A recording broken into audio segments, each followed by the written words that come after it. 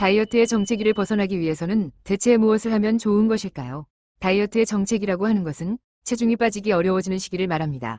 다이어트를 시작하게 되면 처음에는 점점 더 체중이 빠져가게 됩니다. 그러나 어느 시기를 경계로 좀처럼 체중이 떨어지지 않게 됩니다만 그 시기를 정체기라고 부르는 것입니다. 처음에는 점점 체중이 떨어져서 눈에 보이는 결과를 얻을 수 있기 때문에 의욕도 생기지요. 그러나 정체기가 되어 결과가 따르지 않게 되면 의욕도 없어져 버리는 것입니다.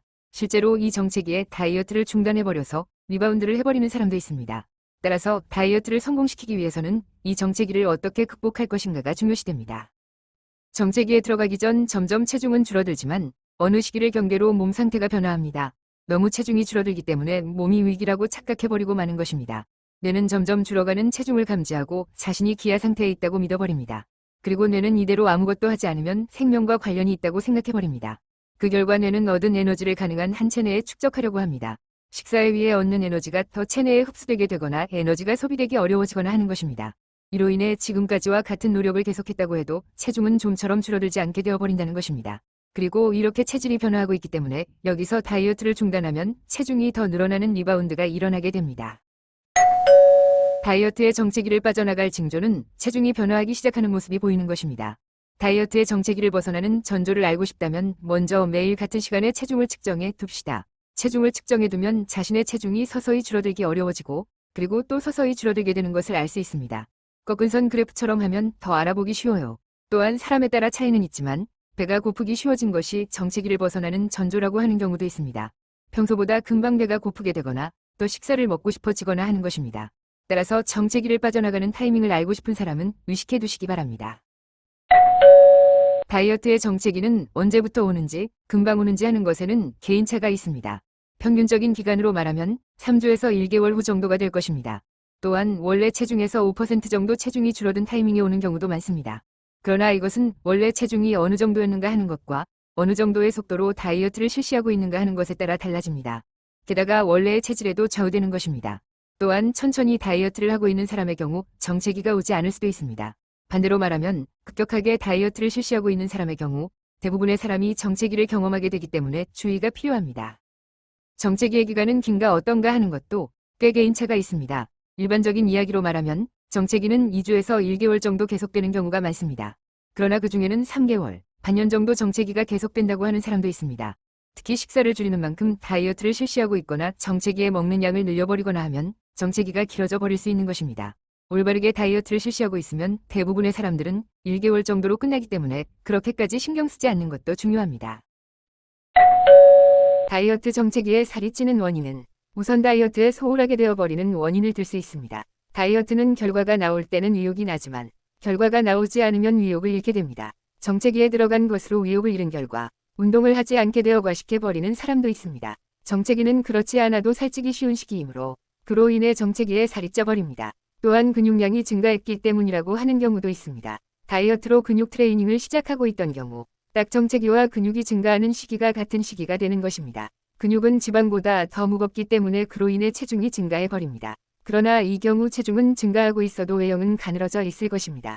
따라서 다이어트를 할 때는 체중 증감에만 집착하지 않는 것도 중요한 것으로 되어 있습니다. 1. 식단을 계속 관리한다. 다이어트의 정체기를 벗어나는 방법으로는 식사의 관리를 계속하는 것이 가장 중요합니다.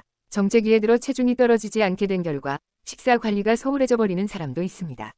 그러나 그런 일을 하면 단번에 체중이 증가해 버리는 법입니다. 이렇게 되어버리면 그동안의 노력이 수포로 돌아가겠네요. 따라서 정체기가 찾아왔다 하더라도 지금까지와 식사 내용을 바꾸지 말고 계속해야 합니다.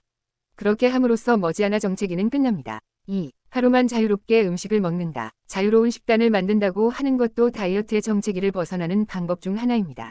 정체기에 들어가면 체중이 떨어지지 않게 되기 때문에 스트레스를 느끼게 되어버리는군요. 그 스트레스에 의해 과식해버려서 다이어트에 실패해버리는 사람도 많습니다. 일주일 중 하루만 자유롭게 음식을 먹고 좋은 날을 마련하는 것입니다.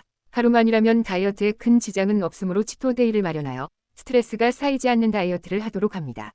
3. 운동을 계속한다. 운동을 계속하는 것도 다이어트의 정체기를 벗어나는 방법이 될 수 있습니다. 정체기에 들어가면 운동을 해도 소용없다고 생각해버리는 사람도 있는 법입니다. 하지만 운동은 계속하지 않으면 의미가 없습니다. 정체기에 운동을 중단해버리면 소비되는 칼로리가 줄어버려 체중이 증가해버릴 가능성이 있습니다. 따라서 지금까지 하고 있던 운동은 정체기에도 계속하도록 합시다. 4. 근육 트레이닝을 한다. 근육 트레이닝을 하는 것도 다이어트의 정체기를 벗어나는 방법 중 하나입니다. 정체기는 몸에 지방이 연소되어 괴로운 상태입니다. 그리고 지방을 연소시키는 운동이라고 하면 역시 유산소 운동을 들 수 있습니다. 근육 트레이닝은 무산소 운동이 되는데 이것은 지방의 근원이 되는 당을 소비하는 운동이 됩니다. 지방은 연소하기 힘든 상태이지만 당을 소비할 수는 있기 때문에 이를 통해 다이어트를 잘할 수 있는 것입니다. 5. 수면을 취한다. 제대로 수면을 취하는 것도 다이어트의 정체기를 빠져나가는 방법이 됩니다. 수면을 제대로 취하는 것으로 스트레스가 해소되고 신진대사도 향상되게 됩니다. 그 때문에 질 좋은 수면을 취하는 것으로 정체기를 극복할 수 있는 것입니다. 수면 시간을 잘 확보하고 자기 1시간 전부터는 스마트폰이나 컴퓨터 등을 보지 않도록 합니다. 그리고 운동을 하고 몸을 피로하게 함으로써 푹 잘 수 있게 됩니다. 6. 스트레스 해소를 한다. 제대로 스트레스 해소를 하는 것도 다이어트의 정체기를 벗어나는 방법 중 하나입니다. 정체기는 스트레스가 쌓이기 쉽기 때문에 과식하지 않도록 확실히 스트레스 해소를 실시합시다. 노래방이나 취미 등을 하는 것으로 스트레스를 해소할 수 있습니다. 7. 믿는 것. 믿는다는 것도 다이어트의 정체기를 벗어나기 위해 중요한 것이 됩니다. 정체기는 누구에게나 찾아오고 그리고 반드시 끝납니다. 따라서 그것을 믿고 지금까지 해온 다이어트를 지속시키도록 합시다. 다이어트의 정체기를 벗어나는 방법 등에 대해 해설해왔습니다만 정체기는 반드시 끝납니다. 그렇기 때문에 그것을 믿고 어떻게든 정체기를 극복합시다. 정체기에 다이어트를 포기해버리는 사람도 많기 때문에 지금까지의 노력을 헛되이 하지 않기 위해서라도 잘 정체기와 사귀어 나가시기 바랍니다.